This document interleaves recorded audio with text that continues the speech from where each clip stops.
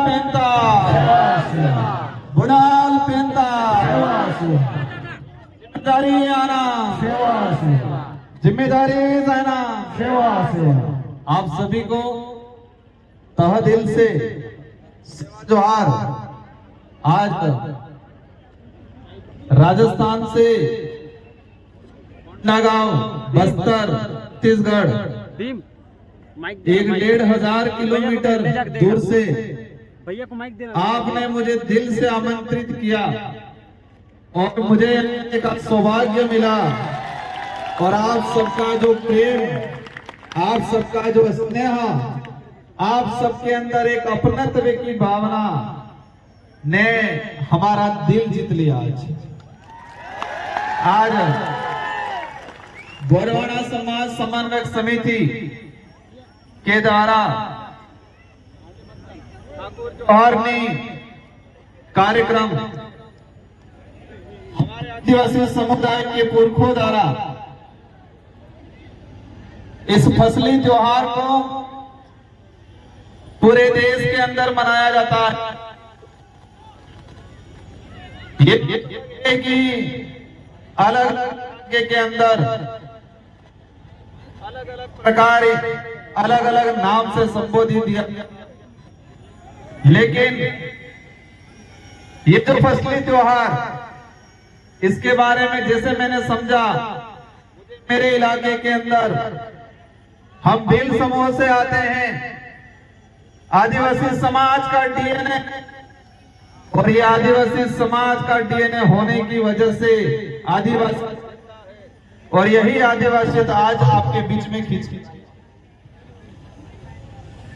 साथियों, मंच पे विराजमान हमारे समस्त आदिवासी समुदाय के समस्त सामाजिक संगठनों के पदाधिकारी और हमारे बीच में यहाँ के स्थानीय सांसद महोदय, स्थानीय विधायक महोदय भी आए थे, उनका भी मेरी ओर से तहे दिल से सेवा जोहार करना चाहूंगा। साथियों, आप सबके दिमाग में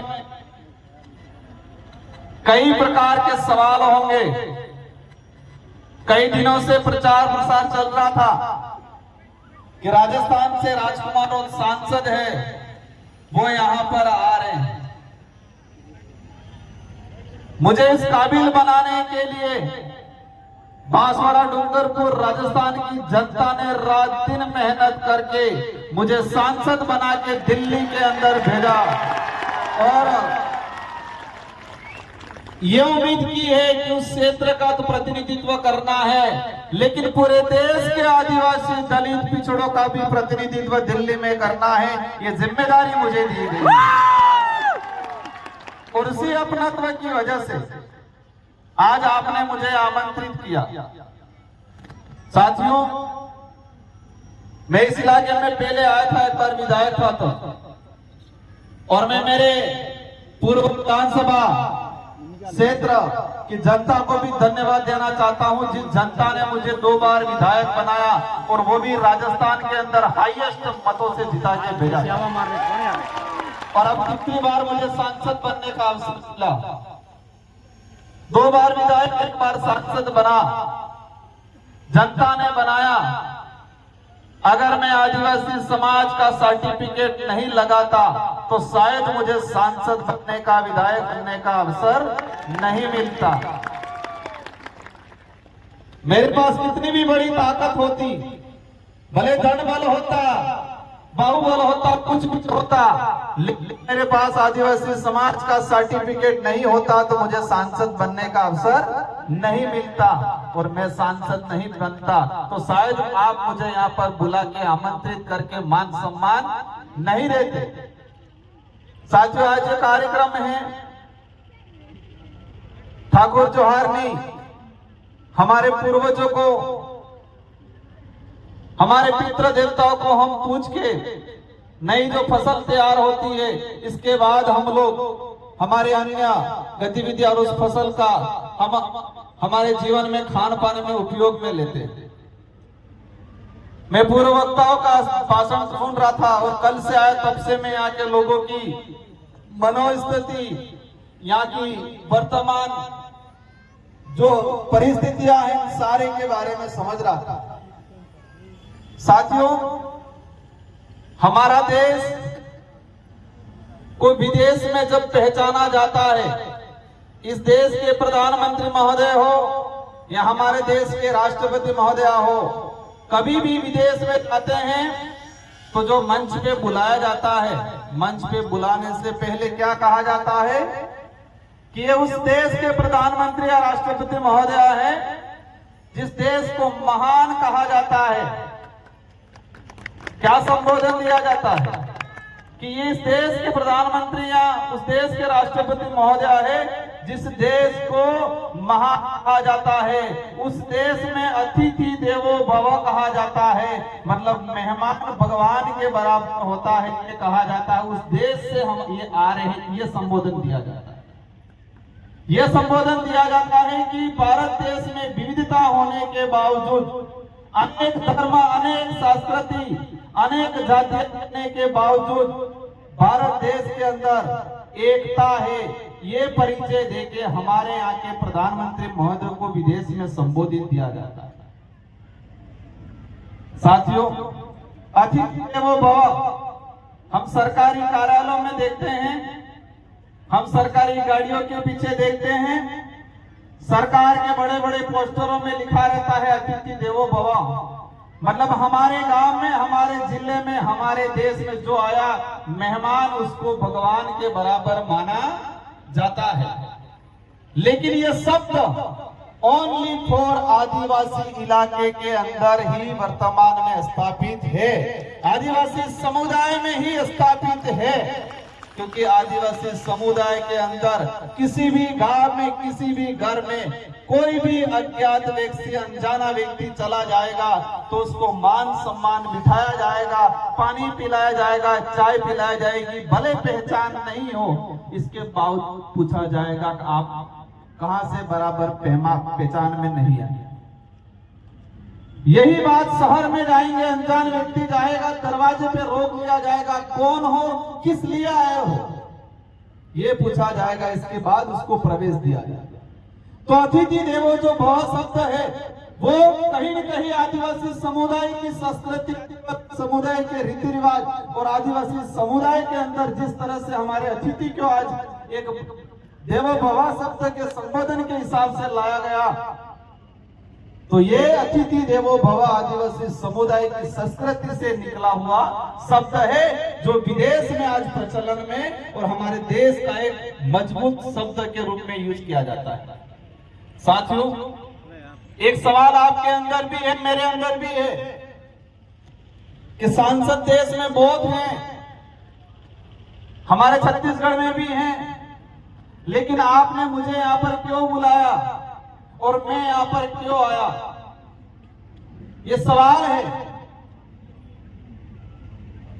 मैं हूं, लेकिन मैं ये समझता हूं कि मुझे जिम्मेदारी मिली है, जिस समाज का सर्टिफिकेट लगा के मुझे सांसद बनाया गया है, उस समाज का कर्ज उतारना है। ये सोच के मैं रात दिन मेहनत करता हूं, काम करता हूं, इसीलिए आपने मुझे यहां पर बुलाया। साथियों, हमारे समाज की अगर बात करें ऐतिहासिक पृष्ठभूमि की, आजादी से पहले अंग्रेजों से लड़े, राजा रजवाड़ों से लड़े, सामंतों से लड़े, मुगलों से लड़े। अगर आजादी के पहले का चिट्ठा निकाल के देखते हैं तो इस देश में सबसे ज्यादा अगर कोई शहीद हुआ है तो समुदाय का व्यक्ति शहीद हुआ है।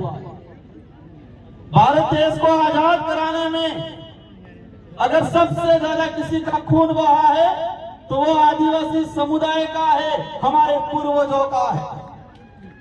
लेकिन दुख की बात यह है, कि हमारा इतिहास कई किताबों में, कई पाठ्यक्रमों में एक गौण हो गया, दो लाइन के माध्यम हमारा इतिहास हो गया। आजादी के बाद का अगर देखें, इस देश में अगर प्रतिदिन कई अत्याचार होता है, इस देश में विस्थापन होता है, तो सबसे ज्यादा अत्याचार और सबसे ज्यादा विस्थापन अगर हो रहा है तो आदिवासी समुदाय का हो रहा है आज की तारीख में। भले वो छत्तीसगढ़ में हो, भले वो झारखंड में हो, भले वो राजस्थान में हो, लेकिन विकास के नाम से अगर विस्थापन होता है तो सबसे ज्यादा आदिवासी समुदाय का है। ये जो कागज पकड़ाया गया मुझे, हमारे आयोजन कमेटी ने बताया कि इन मुद्दों पे बात करना है। साथियों, हमारी जो संस्कृति है, परंपरा है, अगर वो आइडेंटिटी नहीं रहेगी तो हमारी पहचान खत्म हो जाएगी, और पहचान खत्म हो जाएगी तो प्रमाण पत्र मिलना भी मुश्किल हो जाएगा, और प्रमाण पत्र मिलना मुश्किल हो गया तो हम अधिकारी नेता बनना भी मुश्किल हो जाएगा। इसलिए हमारी जो संस्कृति है, कई लोग पढ़े लिखे बनने के बाद, अधिकारी नेता बनने के बाद ये कहते हैं कि ये तो पुराने जमाने का काम है। हमारी संस्कृति के बारे में, हमारी पूजा पद्धति के बारे में कुछ लोग तर्क देते हैं कि जमाना बदल गया है, हमको बदलना पड़ेगा, कब तक ऐसे न ऐसे रहोगे, ये कहा जाता है। लेकिन वो उसको उस काबिल कहलाने के लिए और उस काबिल बनाने में संस्कृति का बहुत बड़ा योगदान है। जो व्यक्ति ऊपर जाके ये बोलता है, उसको उस काबिल बनाने में इस संस्कृति का बहुत बड़ा योगदान है। और हमारे आदिवासी समुदाय की संस्कृति, हमारी परंपरा, रीति रिवाज हमारे विकास में कहीं पर भी बाधक नहीं है, वो हमेशा सहायक के रूप में काम करती है। हमारी संस्कृति हमारे विकास में सहायक है, न कि बाधक है। बाधक नहीं है, सहायक है। साथियों, इस देश दुनिया में जो माहौल बना है वर्तमान, और छत्तीसगढ़ इतना सुंदर इलाका है, भौगोलिक दृष्टि से स्वच्छ है, यहाँ के लोगों का जो व्यवहार है, हमारे समुदाय के अंदर जो प्रेम भावना है, वो अन्य इलाकों से सबसे बढ़िया हमारे यहाँ के लोगों का दिल है, मन साफ है।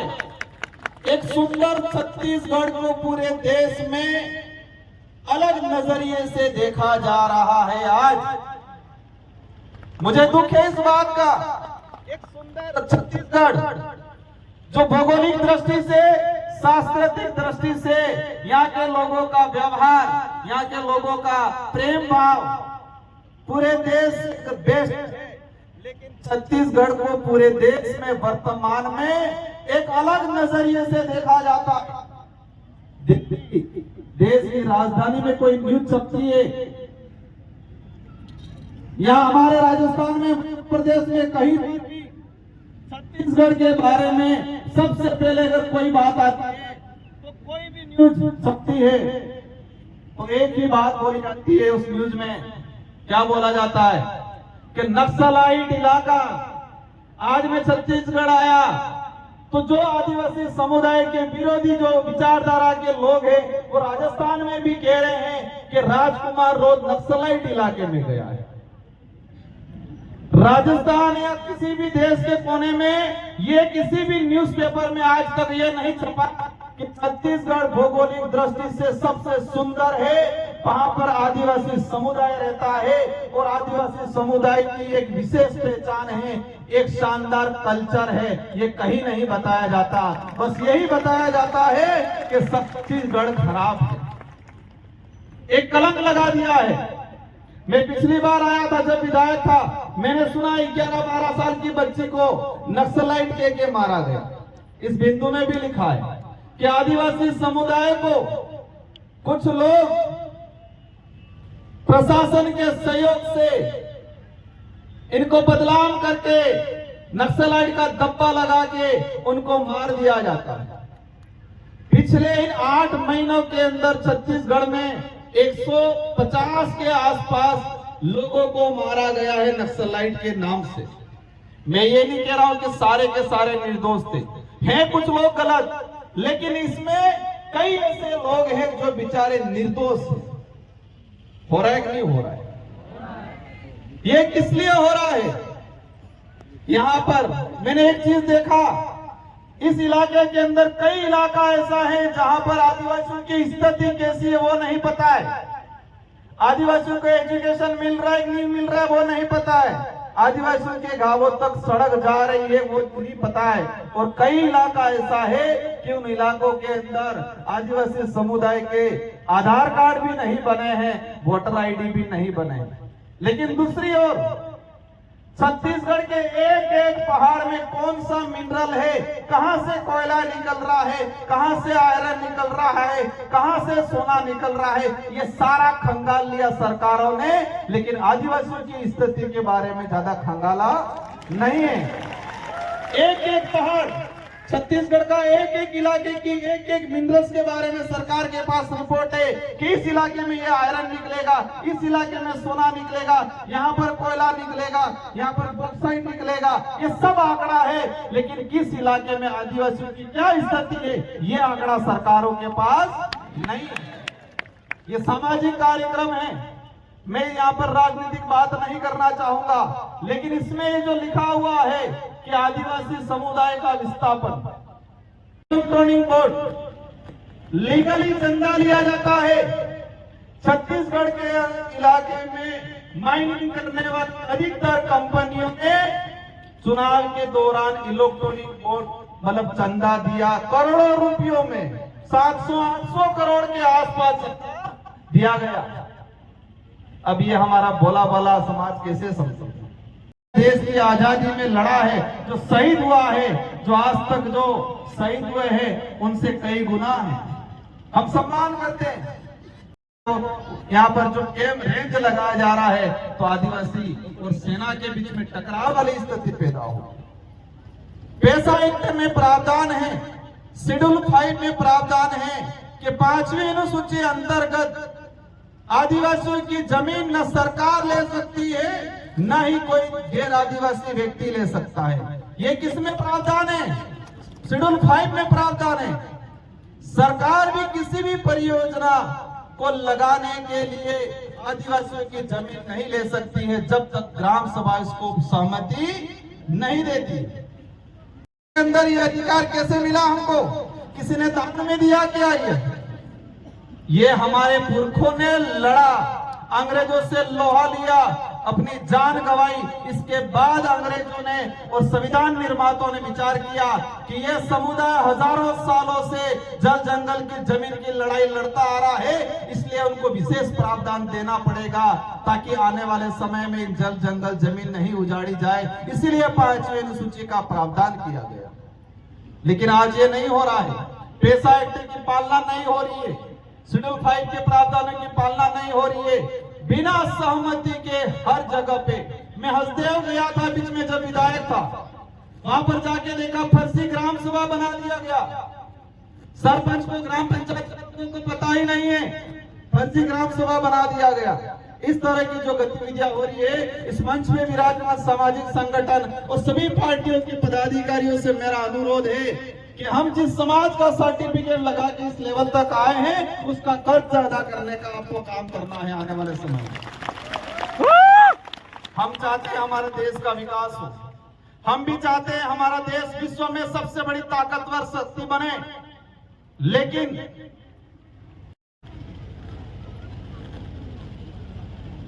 साथियों, लंबे समय से हमारे इस इलाके के अंदर देखा गया है फर्जी प्रमाण पत्र वाला। कुछ लोग आदिवासियों से नफरत करते हैं, लेकिन रिजर्वेशन का लाभ लेने के लिए फर्जी प्रमाण पत्र पूरे देश में बनाए जा रहे हैं। आपके बस्तर में भी बनाए जाते होंगे, छत्तीसगढ़ में भी बनाए जा रहे हैं, पूरे राज्य में बनाए जा रहे हैं। साथियों, प्रमाण पत्र क्यों मिला हमें? हमारे यहाँ कपाल पे या हमारे पीछे कहीं लिखा नहीं है का आप आदिवासी? कहीं लिखा हुआ है क्या? एक तो डीएनए से पता चलेगा, दूसरा संस्कृति से पता चलेगा, कल्चर से पता चलेगा, पूजा पद्धति से पता चलेगा। लेकिन धीरे धीरे देश के अंदर हम देख रहे हैं कि हमारी संस्कृति पे कलम चढ़ाने का काम हो रहा है, हमारी पूजा पद्धति पे कलम चढ़ाने का काम हो रहा है। और धीरे धीरे हम पढ़े लिखे कई लोग संस्कृति को भूलने की बात भी किया जाता है। साथियों, एक लंबे समय से एक जंग छिड़ी रहती है पूरे देश के अंदर। मैं जब सांसद बन के गया और मैंने संसद के अंदर बोला कि आदिवासी समुदाय धर्मपूर्वी समुदाय। हमारे संचालक महोदय कह रहे थे कि यहां पर हमें ये राजनीतिक मंच नहीं है, ना ही ये धार्मिक मंच है, लेकिन ये ज्ञापन दिया, उसमें मुझे लिख के दिया गया कि आदिवासी धर्म कोड लागू करने पर, इस ज्ञापन में दिया गया है कि आदिवासी धर्म कोड जारी किया जाए। जब इस बात काफी भूचाल आता है, तो समस्या आ रही है। पता नहीं माइक में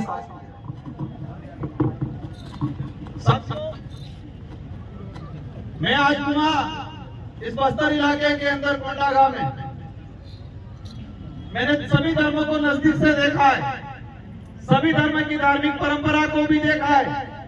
जैन धर्म की परंपरा को देखा है, हिंदू धर्म की परंपरा को देखा है, ईसाई धर्म की परंपरा को देखा है, बौद्ध धर्म की परंपरा को देखा है, लेकिन आदिवासी समुदाय की धर्म परंपरा, भक्ति परंपरा, हमारी पूजा पद्धति किसी भी धर्म से मेल नहीं खाती।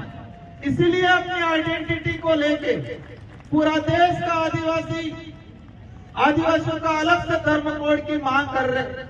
क्या इस बात में आप सभी सहमत हो? यस। पक्का? यस। सहमत कौन नहीं है? सब सहमत हैं। हम ये कहते हैं कि हमारा बाप, हमारे खुद के बाप की बात करते हैं तो दूसरों को दिक्कत थोड़ी होनी चाहिए क्या? एक जंग छिड़ी हुई है पूरे देश के अंदर। हम किसी भी धर्म के विरोधी नहीं है, हम किसी भी धर्म के विरोधी नहीं है, लेकिन आदिवासियों की अपनी परंपरा, अपनी आइडेंटिटी को बचाना हमारी जिम्मेदारी है। और उसमें जब भी बात करते हैं, मैंने संसद के अंदर भी कहा था कि आदिवासी समुदाय न हिंदू है, न ईसाई है, न सिख है, न बौद्ध है, आदिवासी है। हमें आदिवासी की संस्कृति, हमारी आइडेंटिटी को बरकरार रखना है। आप सभी के साथ सहयोग से हमारी लड़ाई धर्म की भी, एक बात ये भी समझना है, हमारी लड़ाई हमारी संस्कृति बचाने की है। हमारी लड़ाई हमारा इतिहास को, वास्तविक इतिहास को आने वाली पीढ़ी को बताने की है। हमारी लड़ाई रिजर्वेशन की है, हमारी लड़ाई जंगल जमीन की है, हमारी लड़ाई आइडेंटिटी बचाने की है। लेकिन धर्म की बात इसलिए बार बार छेड़ी जाती है कि इस देश के अंदर हमने देखा कि आदिवासी समुदाय कई इलाके में ईसाई भी बना हुआ है, कई इलाकों में आदिवासी समुदाय, महाराष्ट्र का कुछ इलाका उधर मुस्लिम भी बना हुआ है, कुछ इलाकों में आदिवासी समुदाय हिंदू भी बना हुआ है, कुछ इलाकों में आदिवासी समुदाय सिख भी बना हुआ है। इस देश के प्रत्येक कोने में, हर इलाके में आदिवासी समुदाय है, लेकिन अलग अलग धर्मों में बटा हुआ। इसी वजह से छत्तीसगढ़ या बस्तर या किसी झारखंड में आदिवासी समुदाय पे अत्याचार होता है तो देश का आदिवासी एक नहीं हो पा रहा है। हम देखते हैं मणिपुर के अंदर भारत का हिस्सा है, मैतेई समुदाय और कुकी समुदाय, दोनों समुदाय आदिवासी है, लेकिन दोनों का धर्म अलग अलग है। और धर्म की लड़ाई वो ऐसे मरे हैं, ऐसे लड़े हैं कि आपस में अपने एक दूसरे को काट रहे हैं। इसलिए हम कहते हैं कि आदिवासियों की अपना अलग से धर्म व्यवस्था होनी चाहिए। किसी को कुछ मानना है माने, हमें कोई दिक्कत नहीं, जिसको जो मानना है। इस देश का संविधान ऐसे हर व्यक्ति को अपने हिसाब से धर्म मानने का देता है। और इस देश का पहला उदाहरण भीमराव अंबेडकर जी, अपन सब जानते हैं, संविधान निर्माता। उन्होंने अक्टूबर 1956 में 4 लाख लोगों के साथ बौद्ध धर्म अपनाया। कौन सा धर्म अपनाया? बौद्ध धर्म। क्योंकि संविधान राइट देता है कि हर व्यक्ति को हिसाब से मानना है। लेकिन यह सच्चाई है कि आदिवासी समुदाय की अपनी धर्म परंपरा, अपनी पूजा पद्धति अनेक धर्मों से अलग है और सभी धर्मों से पहले है। जिन धर्मों का निर्माण ही नहीं हुआ, उस समय से आदिवासी समुदाय अपनी पूजा पद्धति करते हैं। लेकिन यह देखा गया है कि राजनीतिक लाभ लेने के लिए अपनी राजनीतिक लाभ लेने के लिए हमारे आदिवासी समुदाय को धर्मों में बांट के राज करना चाहते हैं। साथियों मैं कई बार बोलता हूं कि आदमी एक तो शरीर से विकलांग होता है, अपने हाथ पैर से। अगर हाथ पैर से विकलांग अपन को दिखता है कि इसका हाथ टूटा हुआ है, इसका पैर टूटा हुआ है, लेकिन इस देश में कुछ विचारधारा ऐसी है जो इंसान को दिमाग से विकलांग बनाने का काम।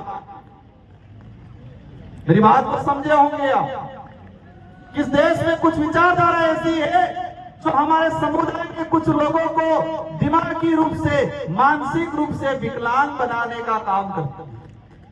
हम आंखों से अंधा है उसको कह सकते हैं, आगे खड्डा है वो अपनी बात मान लेगा, लेकिन जो दिमाग से अंधा है उसको कहेंगे आगे खड्डा है तो वो अपन से लड़ने के लिए आएगा। और यही हो रहा है आज। आप जब अधिकारों की बात करोगे, आप जो संस्कृति की बात करोगे, आप आदिवासी धर्म कोड की बात करोगे, सबसे पहले आपका जो मानसिक रूप से विकलांग है वो आपके सामने आके खड़ा रहेगा, आपसे लड़ेगा। यही स्थिति पूरे देश के अंदर बनी हुई है।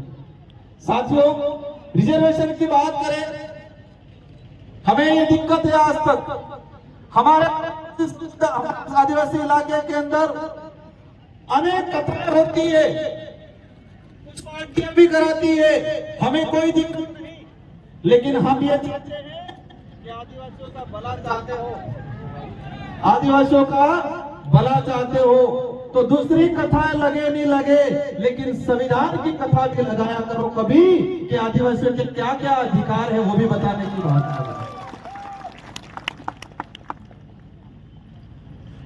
सभी प्रकार की कथाएं चलती है, सभी प्रकार के आयोजन होते हैं, लेकिन मेरा एक निवेदन है कि हमें दूसरी कथा लगे नहीं लगे, लेकिन संविधान के संबंधित कथा लगाया करो और इसमें आदिवासियों के क्या अधिकार है वो भी बताने की बात किया करो।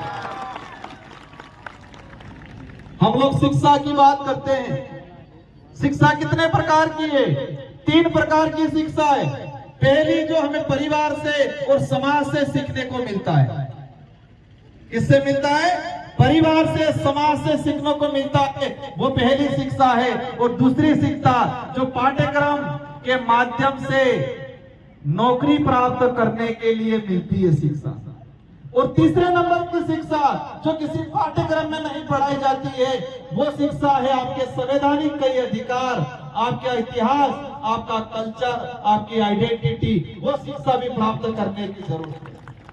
अब हमारे लोग पाठ्यक्रम वाली शिक्षा प्राप्त करके अधिकारी, कर्मचारी, नेता बन जाते हैं, लेकिन जो हमारे समाज के इतिहास जो किसी पाठ्यक्रम में नहीं दर्शाया जाता है, हमारे समाज के अधिकार जो किसी पाठ्यक्रम में नहीं दर्शाए जाते हैं। मैं जानना चाहता हूं कि छत्तीसगढ़ के अंदर पाठ्यक्रम जो है उस पाठ्यक्रम में शेड्यूल 5 के प्रावधानों के बारे में किस कक्षा में पढ़ाया जा रहा है? पढ़ाया जा रहा है किसी कक्षा में? नहीं। क्यों नहीं पढ़ाया जा रहा है? पेशा युक्त कानून क्यों नहीं पढ़ाया जा रहा पाठ्यक्रम में? आदिवासी समाज की बहन बेटियों पे इस देश में 100 साल तक स्तन टैक्स लगा है। क्या लगा है? स्तन टैक्स। उसको किसी पाठ्यक्रम में क्यों नहीं पढ़ाया जा रहा है? आप 6000 साल पुरानी बात को पाठ्यक्रम में पढ़ा रहे हो, लेकिन 300 साल 250 साल पहले हमारी बहन बेटियों पे स्तन टैक्स लगा, उसके बारे में क्यों नहीं पढ़ाया जा रहा है? आजादी से कुछ समय पहले तिलका मांझी, बिरसा मुंडा के बारे में क्यों नहीं पढ़ाया जा रहा है? मैंने देखा है एनसीईआरटी के अंदर पिछले 10 सालों के अंदर आदिवासी समुदाय के इतिहास के संबंधित, आदिवासी समुदाय के अधिकार के संबंधित अगर कहीं छोटा मोटा भी था उसको भी हटाने का काम किया है। एनसीईआरटी की 12वीं की किताब बिरसा मुंडा का इतिहास लिखा था, बिरसा मुंडा के उपदेश लिखे थे। बिरसा मुंडा ने कहा था कि आदिवासी समुदाय की पूजा पद्धति अन्य धर्मों से अलग है, वो किसी भी धर्म में मेल नहीं खाती। बिरसा मुंडा जी ने उपदेश दिया था। एक लेखक ने लिखा था, वो कई सालों से एनसीईआरटी में पढ़ाया जाता था, लेकिन 2024 में उसको हटा दिया गया और कहा कि आदिवासी बिरसा मुंडा जी हिंदू धर्म को अपनाना यूके के चले गए, पर वो सच्चाई नहीं था। मैं किसी धर्म का विरोधी नहीं हूं, लेकिन यह बात जरूर है कि आदिवासी समुदाय सभी धर्मों से पहले है। आदिवासी समुदाय की अपनी खुद की धार्मिक व्यवस्था है, यह सच्चाई है। हिंदू विवाह अधिनियम 1955, हिंदू उत्तराधिकार अधिनियम 1956 इसमें स्पष्ट कर रखा है कि हिंदू विवाह अधिनियम आदिवासी समुदाय पर लागू नहीं होता है। क्यों? क्योंकि आदिवासी समुदाय हिंदू नहीं है। ये मैं नहीं कह रहा हूं, ये हिंदू विवाह अधिनियम कह रहा है। सुप्रीम कोर्ट के कई जजमेंट कह रहे हैं, हाई कोर्ट के कई जजमेंट कह रहे हैं, इतिहास कह रहा है, संविधान कह रहा है कि आदिवासी समुदाय आदिवासी है, वो सभी धर्म पूर्वी समुदाय है। ये सच्चाई। साथियों, आरक्षण की बात को मैंने थोड़ा अलग वे में थोड़ा लेके बताया। आरक्षण की बात करते हैं, यहाँ पर लिखा है मुझे कि आरक्षण 100% लागू किया जाए। कितना प्रतिशत? शेड्यूल एरिया के अंदर रिजर्वेशन 100% लागू किया जाए। क्या यह सच्चाई है? क्या यह संविधान में प्रावधान है? 100% रिजर्वेशन लागू होना चाहिए। ये बात आप सब कर रहे हो? मांग कर रहे हो? नहीं कर रहे हो? कर रहे हो? क्या संविधान में इसका प्रावधान है? संविधान में प्रावधान है। शेड्यूल एरिया, शेड्यूल 5, शेड्यूल 6 में जमीन का हो, शासन प्रशासन में 100% रिजर्वेशन आदिवासियों को मिलना चाहिए। ये संविधान के अंदर है और इम्प्लीमेंट भी हुआ है कुछ इलाकों के अंदर। आंध्र प्रदेश आपका दूर नहीं है, आंध्र प्रदेश राज्य में 100% रिजर्वेशन 7 साल तक मिला। शेड्यूल एरिया की कोई भी भर्ती एक्सल 1 से एक्सल 9 तक की भर्ती में 100% अगर 150 सीटें आई है थर्ड ग्रेड टीचर की, तो 150 ही 50 आदिवासियों से भरी जाएगी। ये प्रावधान है और आंध्र प्रदेश में 7 साल तक लागू रहा, आंध्र प्रदेश के लोगों को मिला। अगर संविधान में प्रावधान नहीं होता तो आंध्र प्रदेश में 7 साल तक नहीं मिलता। अब खत्म कैसे हुआ? कुछ लोग, विरोधी लोग हाई कोर्ट गए, सुप्रीम कोर्ट गए और वहां मैनेज होके वो मामला आज भी सुप्रीम कोर्ट में अटका हुआ। ये प्रावधान है। लेकिन संविधान के मंदिर की और सबसे बड़ा ग्रंथ है संविधान, उस ग्रंथ को कभी नहीं बांटा जाता है। बाकी ग्रंथ की किताबें बहुत बांटी जाती है। तो हमें संविधान के ग्रंथ है, उस ग्रंथ को समझना है, उस ग्रंथ को बांटना है, उसको ग्रहण करना है और उसमें हमारे क्या अधिकार हैं, उस अधिकार को समझना है। ये हम सबकी जिम्मेदारी है। हमने तो जिंदगी निकाल ली, आप सब भी निकाल लेंगे। आप भी संघर्ष कर रहे हो, हम भी संघर्ष कर रहे हैं, नेता बन के कर रहे हैं, पता नहीं कब क्या हो जाए। लेकिन हम आने वाली पीढ़ी को क्या देने जा रहे हैं? आप में आया, आपने पूजा पद्धति करवाई, हमारे पूर्वजों का आपने फूल माला पहनवाई मेरे से। क्यों पहनवाई? क्योंकि ये लोग हमारे लिए लड़ मर के गए, हमारे लिए जमीन निकाल के गए, हमारे अधिकार दिला के गए, इसलिए हम अगरबत्ती दिया पूजा पद्धति कर रहे हैं। कर रहे नहीं कर रहे? अगर इन्होंने हमारे लिए भलाई का काम नहीं किया होता तो आज हम उनकी पूजा पद्धति नहीं करते। और हम जो कर रहे हैं आज, हम आवश्यकता वाली भौतिक सुख सुविधा वाली जिंदगी जी के अधिकार खत्म करने वाले लोगों के साथ खड़े रह रहे हैं। तो आने वाले 40-50 साल बाद हमारी पीढ़ी जल जंगल जमीन से बाहर हो जाएगी, उनसे छीन लिया जाएगा, रिजर्वेशन खत्म हो जाएगा, पहचान खत्म हो जाएगी, उनकी धार्मिक व्यवस्था खत्म हो जाएगी। तब 50 साल बाद हमारी जो पीढ़ी है, हम हमारा अगरबत्ती दिया नहीं करेगी। करेगी? अपनी पूजा पद्धति करेगी, पूजा पाठ करेगी? क्योंकि हम तो हमारे अधिकार जो है वो खत्म करके जा रहे हैं। हम तो हमारी संस्कृति पे अन्य संस्कृति का कलम चढ़ा के जा रहे हैं। हम तो जो रिजर्वेशन खत्म हो रहा है उसके साथ जा रहे हैं। हमारे लोग टीचर बन गए, कांस्टेबल बन गए, कुछ आरएस अधिकारी, सीआई बन गए, कुछ प्रोफेसर बन गए, हम खुश हो गए। लेकिन देश के अंदर सुप्रीम संस्था है, IITN है, IIM है, विश्वविद्यालय है, वहां पर छत्तीसगढ़ का एक भी आदिवासी प्रतिनिधित्व नहीं है IITN में। पूरे देश के आईआईटी जो हैं, पूरे देश के विश्वविद्यालय हैं, यहाँ पर आदिवासियों का प्रतिनिधित्व 2.5% है आज भी। अगर 100 प्रोफेसर हैं विश्वविद्यालय में तो वहां पर 2 से 3% आदिवासियों का प्रतिनिधित्व है। और इसमें भी देखा जाए तो हमारे इलाके का आदिवासियों का प्रतिनिधित्व आज भी नहीं है। इसलिए साथियों, मेरा आज आने का उद्देश्य ये है कि हमारे अंदर जागरूकता है, हम हमारे अधिकारों को पहचाने, हमारा दुश्मन कौन है उनको पहचाने, और दुश्मन से लड़ाई हमको विचारों से लड़नी है। और हमारे विचारों में इतनी ताकत है कि आने वाले समय में अवश्य पूरे देश का आदिवासी समुदाय एक मंच पे आए। संविधान में प्रावधान इसलिए कर दिया है रिजर्व सीट का, ताकि उस समाज का एमएलए एमपी जाके समाज का प्रतिनिधित्व करेगा। लेकिन आज देश के अंदर जिस समाज का सर्टिफिकेट लेके जनप्रतिनिधि जाते हैं, उस समाज के प्रति उत्तरदायित्व कम रहते हैं, उस समाज के प्रति वफादार कम रहते हैं, उस समाज के प्रति जवाबदेही कम रहते हैं। वो जवाबदेही किसके रहते हैं? हाईकमान की। वो वफादार किसके रहते हैं? वो उत्तरदायित्व किसके रहते हैं? लेकिन हमें ऐसा माहौल क्रिएट करना है, आप कहीं भी पार्टी में रहो, मुझे कोई दिक्कत नहीं, लेकिन ऐसे जनप्रतिनिधि को हमें तैयार करना है कि जो समाज के प्रति उत्तरदायित्व रहे, समाज के प्रति वफादार रहे और समाज के प्रति जवाबदेही रहे। ऐसे लोगों को हमें तैयार करने की सख्त जरूरत है। साथियों, समय काफी हो चुका है, मुझे भी जाना है, लेकिन मैं आपसे एक निवेदन करके जाना चाहूंगा। ये संस्कृति, ये आपकी ताकत है। ये बोली भाषा, हल्बी भाषा, गोंडी भाषा, ये हमारी आइडेंटिटी है। और आंदोलन छेड़ना है कि हल्बी भाषा, गोंडी भाषा को राज्य लेवल पे 8वीं सूची के अंदर केंद्र सरकार को प्रस्ताव भेजो। और मैं आपकी इस बात को, हल्बी भाषा, गोंडी भाषा, इन भाषाओं को 8वीं जनसूची के अंदर जोड़ने के लिए केंद्र सरकार को पत्र भी लिखूंगा। और लोकसभा में आपकी हर समस्या को लेके, आपके जल जंगल जमीन को लेके, आपके अधिकारों को लेके, आपके बोली भाषा के संरक्षण को लेके अवश्य हम लोकसभा के अंदर आपकी बात करेंगे। और मैंने एक चीज देखा है, हमारा टीचर जा रहा है स्कूल में, बच्चा तो हल्बी बोल रहा है, गोंडी बोल रहा है, और टीचर को गोंडी और हल्बी आई नहीं। बच्चा क्या पढ़ेगा?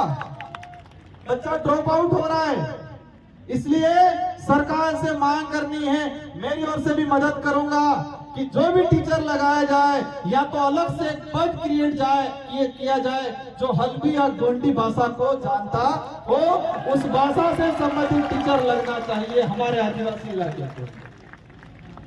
या जो भी आरपीएससी आपके यहाँ जो एग्जाम होते हैं, उस एग्जाम में ये किया जाए कि 5% या 10% हल्बी गोंडी भाषा के नंबर होने चाहिए।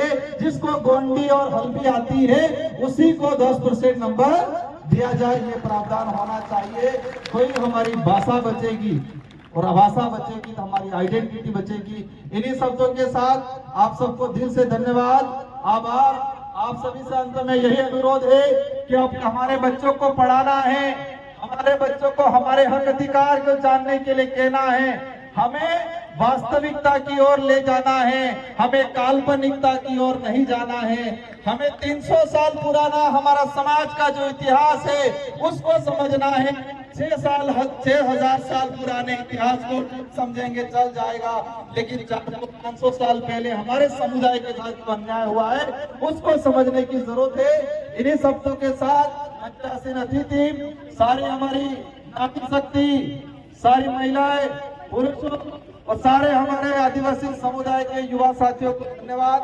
और एक बात अंत में आप कहना चाहूंगा कि हमारे अंदर आदिवासियत होनी चाहिए। हम गोंड है, आप उराव हो, आप अन्य समुदाय हो, लेकिन आदिवासियत के नाम से सभी को एक होने की जरूरत है। अगर देश लेवल पे हमें समुदाय को आत्मनिर्भर बनाना है तो इन्हीं शब्दों के साथ आप सबको धन्यवाद। मैं भले राजस्थान से सांसद हूँ, लेकिन छत्तीसगढ़ की, बस्तर की कोई भी बात आएगी, हम लोग राजस्थान के अंदर आंदोलन करेंगे और देश की संसद के अंदर भी आपकी बात को उठाएंगे। इन्हीं शब्दों के साथ आप सबको धन्यवाद, आभार। जय जोहार, जय भारत, जय संविधान। ये कौन है? उड़ाल पेंदा, जय जोहार का नारा है, भारत देश हमारा है। उड़ाल पेंदा, उड़ाल पेंदा। आप सबको आभार, जय जोहार, सेवा जोहार। बहुत बहुत धन्यवाद। एक बार जोरदार ताली बजा दीजिए। उड़ाल पेंदा हमारे बीच में बहुत ही सुंदर हमारे अतिथि के द्वारा काफी बढ़िया यहाँ पर उद्बोधन दे रहे थे और इसी बीच हमारे बीच में पूर्व सांसद दिनेश कश्यप जी का आगमन हो रहा है। एक बार जोरदार ताली बजा दीजिएगा। जो हमारे बीच में अतिथि के क्रम में यहाँ पर उपस्थित होने जा रहे हैं उनके समस्त पदाधिकारियों के साथ सम्मान पेन मंच की ओर प्रस्थान हो रहे हैं। निसंदेह हम भावपूर्वक उन्हें बधाई देते हैं। सबसे निवेदन सभी लोग शांति से बैठेंगे, बहुत सारा कार्यक्रम बचा हुआ है। और एक निवेदन है रांदरा उपखंड से जिनको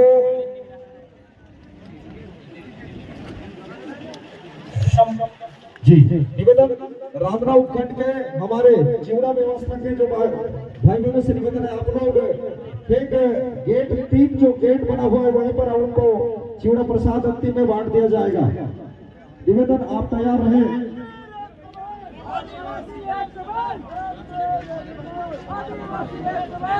हेलो सभी सरित अतिथियों से निवेदन आप शांतिपूर्वक बैठिएगा।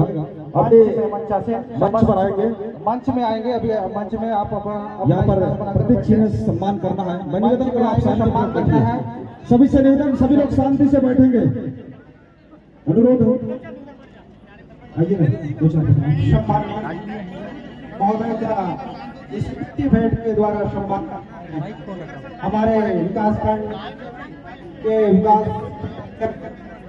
पटना लाल नेताम जी एवं पर्सपेक्टिव के साथ अपना स्मृति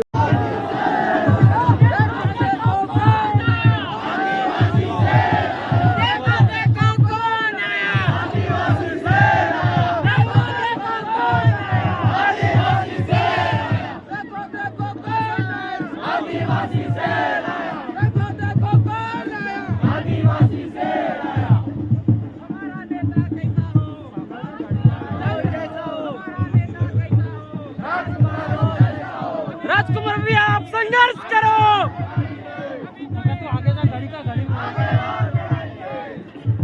राजकुमार भी आप संघर्ष करो। राजकुमार भी आप संघर्ष करो।